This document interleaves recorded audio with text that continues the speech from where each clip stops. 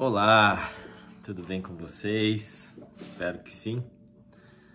Mais uma mensagem para vocês. Hoje é um tema um pouquinho controverso, porque eu tenho muitos amigos que não são da mesma religião que eu, em geral católicos ou outras religiões, e é um tema delicado, que eu espero que seja muito esclarecedor para todos vocês que vão olhar essa mensagem depois. O tema é: por que eu não devo adorar Maria? E bom, para começar a falar a respeito disso, nós vamos lá no início, em Lucas 26, Lucas 1, 26 ao 37, que diz assim: No 6º mês da gestação de Isabel, Deus enviou o anjo Gabriel a Nazaré, uma cidade da Galileia, e uma virgem de nome Maria, que estava prometida em casamento a um homem chamado José, descendente do rei Davi. Gabriel apareceu a ela e lhe disse: Alegre-se, mulher favorecida, o Senhor está com você. Confusa, Maria tentou imaginar o que o anjo quis dizer. Não tenha medo, Maria, disse o anjo, pois você encontrou favor diante de Deus. Ficará grávida e dará à luz a um filho, e o chamará Jesus. Ele será grande e será chamado Filho do Altíssimo. O Senhor Deus lhe dará o trono do seu antepassado Davi, e ele reinará sobre Israel para sempre. Seu reino jamais terá fim. Maria perguntou ao anjo: Como isso acontecerá? Eu sou virgem. O anjo respondeu: O Espírito Santo virá sobre você e o poder do Altíssimo a cobrirá com a sua sombra. Portanto, o bebê vai nascer, será santo e será chamado Filho de Deus. Além disso, sua parenta Isabel ficou grávida em idade avançada. As pessoas diziam que ela era estéril, mas ela concebeu um filho e está no 6º mês de gestação, pois nada é impossível para Deus. Maria disse: Sou serva do Senhor, que aconteça comigo tudo o que foi dito a meu respeito. E o anjo a deixou. Então, assim, aqui fala a respeito da concepção de Jesus. Muitos têm Maria como santa, como uma divindade, praticamente, justamente por isso. Porque através dela, o Salvador veio ao mundo. Através dela, Deus usou a vida de Maria, a barriga da Maria, para que Jesus, o Filho de Deus, ele viesse ao mundo em carne e osso. E isso foi feito de uma maneira sobrenatural, sabendo-se que Maria era virgem e ela concebeu o Filho de Deus.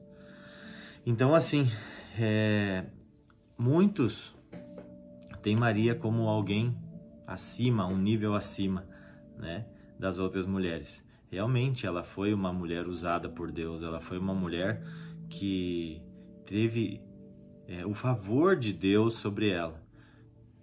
Tão humilde, tão pequena, ela teve essa sorte tremenda de ter a capacidade de gerar o Filho do próprio Deus. Então, por isso, muita gente a idolatra, Então, por que eu vou tentar explicar para vocês qual o motivo de nós, cristãos, não adorarmos Maria como uma santa, como alguém que recebe favor de Deus, ou como alguém que através dela, Jesus ouve as nossas orações, Muita gente ora para Maria, para que Jesus ou para que Deus ouça as nossas orações. E por que nós não fazemos isso? Eu espero que fique bem claro para vocês. Assim, com essa explicação que eu vou dar, tudo isso na Bíblia. Vocês podem rever, vocês podem olhar aí na Bíblia de vocês. Vai estar escrito do mesmo jeitinho, tá bom? Então vamos lá. Em Marcos 3:31 diz assim: Então, a mãe e os irmãos de Jesus foram vê-lo.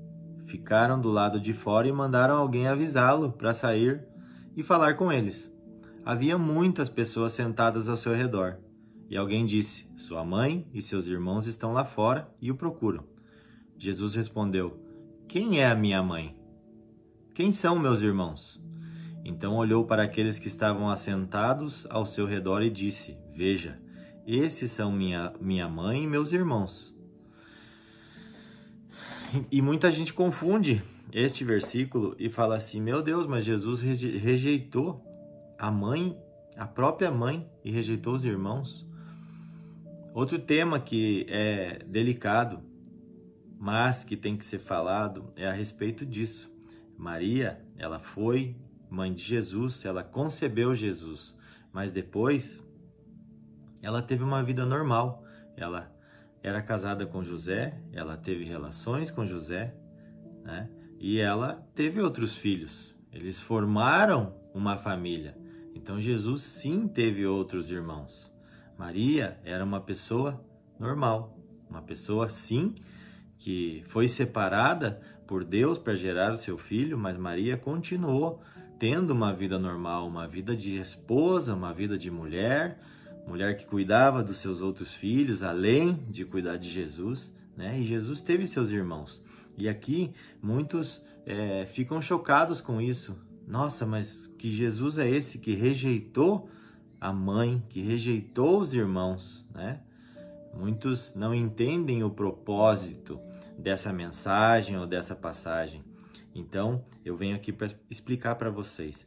Jesus, ele não quis desrespeitar ou rejeitar a própria mãe, e sim mostrar que ao aceitarmos ele como Filho de Deus, como enviado de Deus ao mundo para a remissão dos nossos pecados, para o perdão dos nossos pecados, através do sacrifício dele, todos nós temos acesso a Deus. Todos nós nos tornamos irmãos de Jesus. Todos nós nos tornamos filhos com direitos adquiridos de Deus, né? Então, assim, Maria, ela sempre foi amada e sempre foi respeitada por Jesus, que fique claro isso. Foi amada como mãe e foi respeitada como mãe. E não ao contrário do que muitos até podem dizer através dessa passagem, né? Que Jesus rejeitou a mãe, rejeitou os irmãos. Então, assim, tem uma outra passagem aqui que fala disso, que ela está lá em João 19, 25 ao 27. E fala assim, ó. Perto da cruz estavam a mãe de Jesus, a irmã dela, Maria, esposa de Clopas, e Maria Madalena. Quando Jesus viu sua mãe ao lado do discípulo que ele amava, que era João, né? No caso, disse-lhe: mulher, este é seu filho. E ao discípulo disse: esta é sua mãe. Daquele momento em diante, o discípulo a recebeu em sua casa. Ou seja, para vocês verem como Jesus amava sua mãe.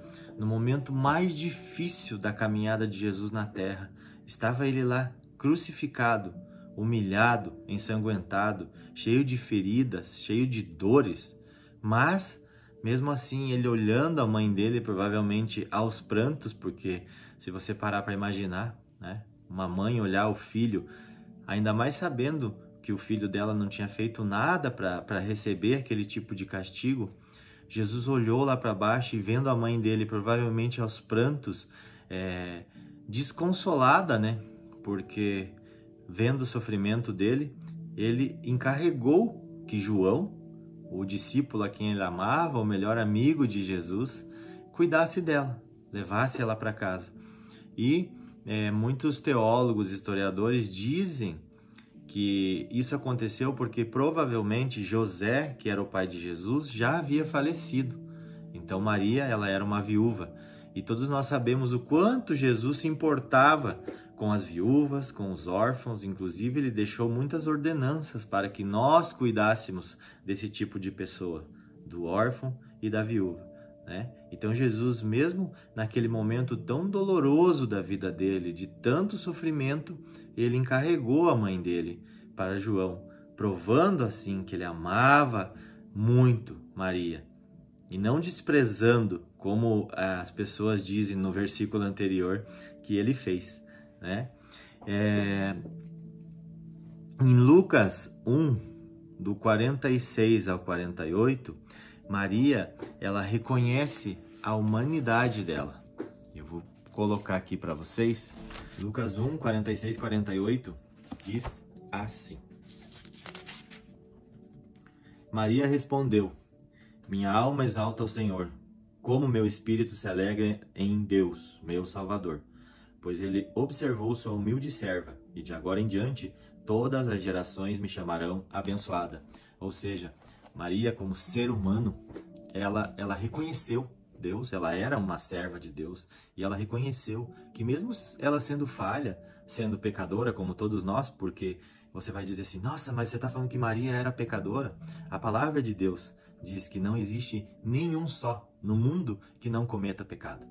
Então, assim, nós devemos sim estar atentos a isso. A Bíblia fala a respeito disso, que não existe sequer um justo no mundo. O único que veio e não pecou foi Jesus Cristo. Então, assim, se você me perguntar, você está afirmando que Maria pecou? Sim, meus irmãos. Maria, sim, foi uma pessoa normal, foi uma pessoa com os seus medos, com os seus erros, com os seus defeitos. E aqui ela reconhece isso, né? Ali é onde diz assim, pois ele observou sua humilde serva, e de agora em diante todas as gerações a chamarão de abençoada. Ou seja, ela reconheceu diante de Deus que ela era somente um instrumento aqui na terra para trazer Jesus à vida, e através dele nós tivéssemos acesso ao Pai, né? E agora você entende o porquê eu estou falando que não existe necessidade de idolatrar a Maria, não existe necessidade de pedir as orações a Maria. Muitas pessoas, elas não têm esse entendimento, elas crescem escutando que Maria, a mãe de Jesus, que nós devemos pedir as coisas para ela, mas não se faz necessário isso. E por isso que eu vim aqui para te dizer hoje, você tem livre acesso a Deus. E a prova disso também está na palavra.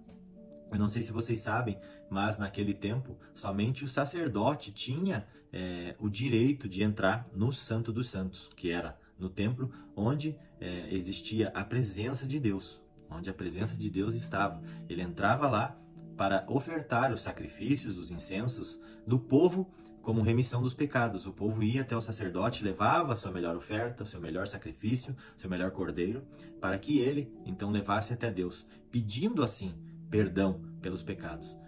Mas o que Deus fez? Deus fez com que essa oferta, esse sacrifício, fosse muito melhor. Por isso se diz que Cristo é o Cordeiro de Deus que tira o pecado do mundo, o Cordeiro imaculado, né? Então, assim, quando Jesus morreu, se diz que houve um grande terremoto na terra e que o véu do templo se rasgou. Isso está escrito lá em Lucas 23, 45 e diz assim. Lucas 23, 45. E rasgou-se ao meio o véu do templo. Em Marcos 15, 38 diz assim. E o véu do templo se rasgou em dois, de alto a baixo. Em Mateus 27, 51 diz assim, e eis que o véu do templo se rasgou em dois, de alto a baixo, e tremeu a terra, e fenderam-se as pedras. Qual é a mensagem principal de hoje? A mensagem principal de hoje é que nós não precisamos de Maria, de José, de João, de ninguém para ter acesso ao Pai. Todos nós tivemos esse acesso. A pulseirinha VIP, a pulseirinha dourada, que dá acesso ilimitado a todos os lugares, né? Aí o pessoal que gosta de uma pulseirinha, nós temos direito a essa pulseirinha, a essa chave para entrar no reino dos céus através do sacrifício de Jesus. Então, o que eu digo para você é que a partir de hoje, você não precisa recorrer a ninguém, você não precisa recorrer a padre, a pastor, a mentor, a ninguém. É, isso mesmo, você não precisa pedir perdão pelos seus pecados para ninguém. Basta você se trancar no seu quarto, você fazer a sua oração diretamente a Deus, porque o véu foi rasgado, o acesso foi liberado através da morte de Jesus. E por isso eu te convido hoje, se você nunca escutou isso, se você tá boladão aí pensando, meu Deus, sério que é isso? É só isso? Sim, é somente aceitar o sacrifício de Jesus, é somente reconhecer e falar com a sua boquinha, Jesus, eu reconheço que o Senhor é o Filho de Deus, eu reconheço que você veio à terra e que você morreu por mim, pelos meus pecados. Eu te reconheço como filho de Deus e eu quero recebê-lo em meu coração, em minha vida. E a partir de hoje, que o Senhor possa escrever o meu nome no livro da vida e perdoar todos os meus pecados. Basta você fazer isso, faça essa oração e aceite Jesus como teu Senhor e teu único Salvador, se libertando assim de tudo demais. E você vai ver como a sua vida vai mudar. Se você fez essa oração, se você aceitou Jesus, se você reconheceu Jesus como teu Salvador no dia de hoje, me manda uma mensagem, me manda um inbox aí, escreve um comentário que eu vou entrar em contato com você e a gente vai conversar mais a respeito disso, tá bom? Deus abençoe a vida de cada um de vocês poderosamente e que o amor verdadeiro, aquele amor que vem direto de Deus, encha esse seu coraçãozinho aí, tá bom? Tamo junto.